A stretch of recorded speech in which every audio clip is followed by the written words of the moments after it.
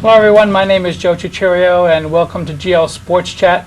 It is always a privilege and an honor to have a friend of mine on here, a coach. Bill and I have been friends for quite a long time, and we really go back into our high school days as we were rivals. I went to Rahway High School and Bill went to Clark, and we're going to talk track today.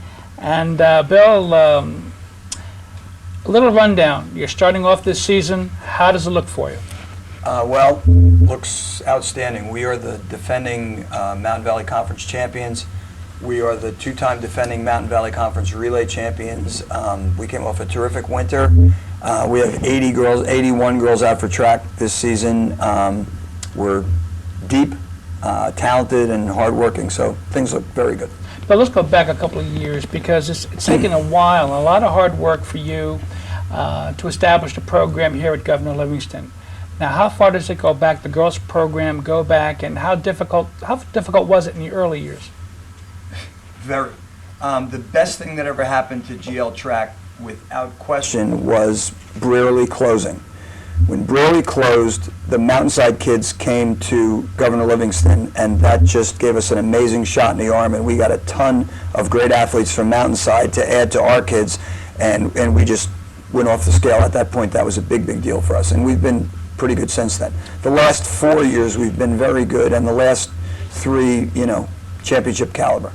But still, it takes a lot of work on your part to establish confidence with the players coming up and getting those players to come out. Was that a problem as well? You know what? I don't think I'm any better or worse coach than I was when I had 15 kids. We just have better kids. Our kids are just flat talented. So you have the horses. Horsettes. Horsettes. Right. We have 2 horsettes here today. Absolutely. Ladies, welcome to our program today. I would like you to introduce yourself. Dana, please introduce yourself. My name's Dana McCurdy. I'm a junior at GL. And I'm Megs Daddario. I am a sophomore at GL. Ladies, I understand from Coach Gurslsi, you probably are some of the best athletes that he has. Dana, ever. That's a statement, because I know Mr. Gurslsi has been involved in sports all of his life, and for him to make a statement like that, it's not just making the statement, it has a lot of backing as well. Dana, we were talking a little bit before the program, but tell us a little bit about how you got involved in track. Well, when I was younger, my dad had done track when he was in school, so he always encouraged me to go out for town meets, like the Hershey track meet, and then by the time I was in 6th grade, I just joined my Deerfield School's track team, and then I just continued with it till now. Do you practice off-season as well? Do you run off-season? Yeah, I do run off-season, just not organized, just running on a park course or on the track. And Megs, what about you?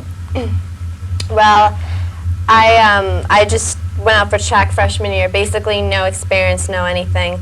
I just went out for it for something new, something to do. I didn't realize that I was going to have this much success.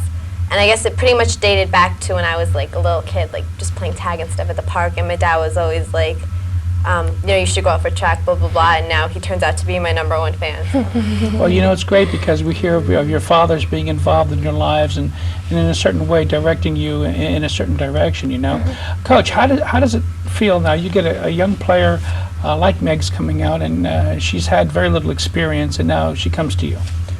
Well, the best deal is that my college football coach said that every season is like a box of Cracker Jack. You know the peanuts are in there, you know the popcorn's in there, but there's always a surprise. And we've been pleasantly surprised by Megs. The caliber that we're talking about here is, and you remember Kathy Sayre. Kathy Sayre's 800 record was 10 years old, and Megs came that close to breaking it as a freshman, and then she broke it several times this past winter. And it's very unusual to break an outdoor record in the winter because it's more turns, it's not as much training, and Megs has broken Kathy's record numerous times, and we're guessing that she's going to go under 220 by the end of this spring. She also has our second best 400 time ever, third best, right behind Dana, who broke our 400 record, which was also Kathy Sayre's record for a lot of years. And just to understand how good these kids are, correct me if I'm wrong, Dana has never lost a hurdle race in the Mountain Valley Conference, winter or spring, freshman, sophomore, junior year, and that's, I don't know how many championships you have, but I think she's ever lost in the 400. She's never lost in the 800. She's never lost at the sectional meet in the 100 hurdles. Did I say anything wrong yet? No. But she's undefeated. I mean, she'll have more track championships than anyone else by the time that ever ran in the Mountain Valley Conference by the time she's gone, and Megs is coming after her. Ladies, that's absolutely Studettes. Studettes. And I know with Kathy Sayer, I remember because I coached her, and she was as fast as the wind, and I can't even imagine something faster than the wind that I experienced when she was with me. Ladies, during the season, are there any particular teams that you come up against that you are the most difficult? Well, Dana? I think basically Ridge is our main. We always are out to beat them, and I think they're closest in comparison to our track team. So if we beat them, we know that we really are on top of things. And there's a lot of schools around us, New Providence, Summit, whatever. They're okay, but definitely Ridge is by far the better of those. It's the team that you want to beat. Yeah. Megs, before you run, is there anything that you think about, or is it something that you just try to take everything out of your mind? What kind of a feeling do you get, attitude that you get before you run? I get incredibly nervous, which I try not to show, Right. but I use it like positive, like I try to use it as energy that I use during my race. And I guess I basically usually read this one passage from a book I have of like Olympic women athletes. I usually bring that with me, and I try to read it. And I usually kind of go off by myself and shuffle and, get ready and stretch, and I just think I'm going to give it my all.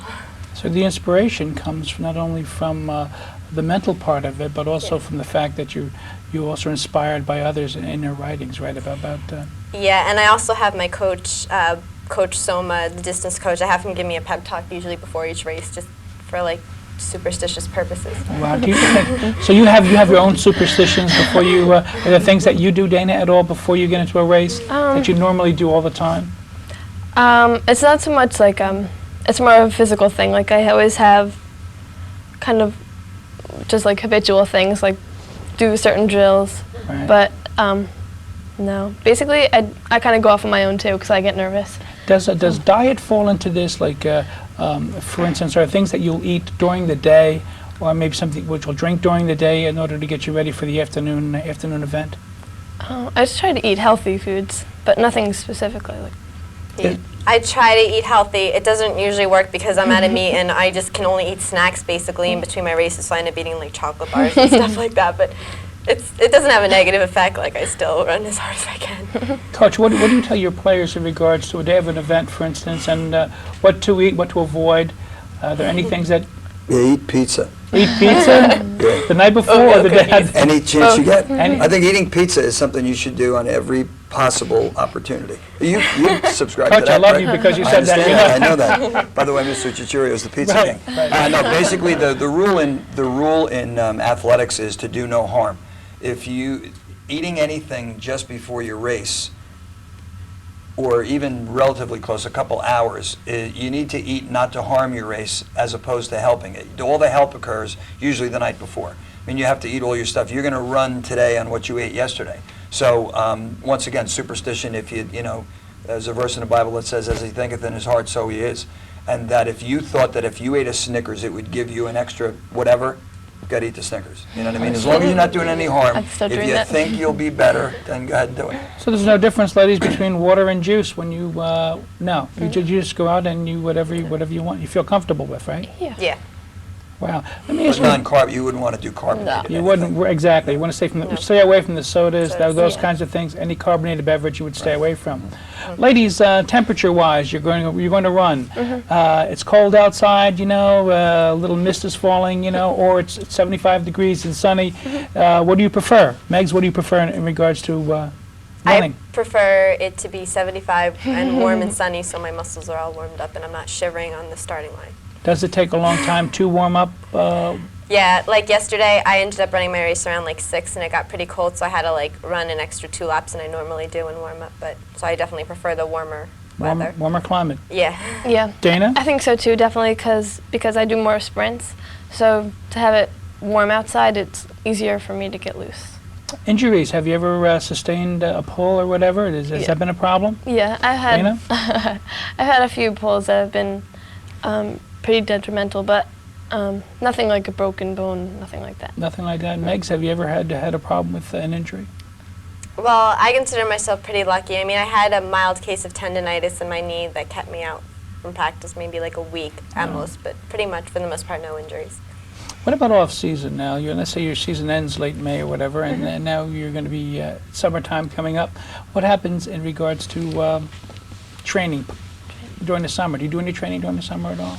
And kind of like I said before, just on my own. I know Megs does pretty rigorous stuff during the summer, but basically just on my own. And I think I'm going to attend a track camp this summer.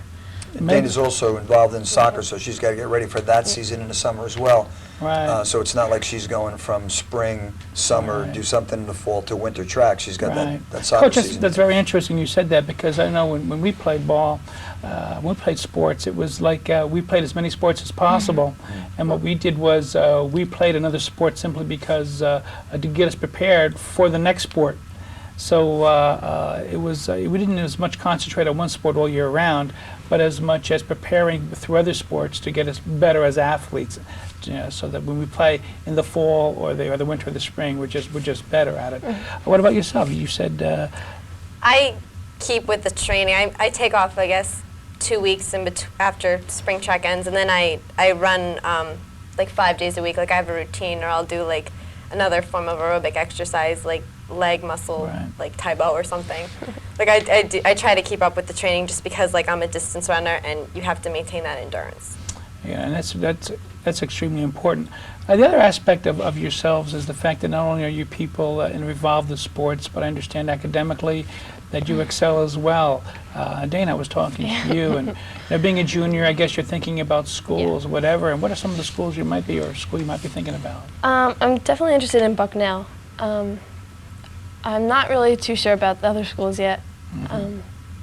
Kind of just thinking of a general idea of what interests me. Tomorrow is a big day, and I know you look the way Yes. you are. Can you explain a little bit why you look the way you do today? Well, I don't normally wear spandex to school, only because like tomorrow there's a really big track meet, the Mountain Valley Conference Relays, and that's a big deal for our team because we expect to win. And so usually on the days of meets or the days before meets, we try to dress up something spirit to like let the school know that we're out to win. And these are let me see your hands here. These are not tattoos.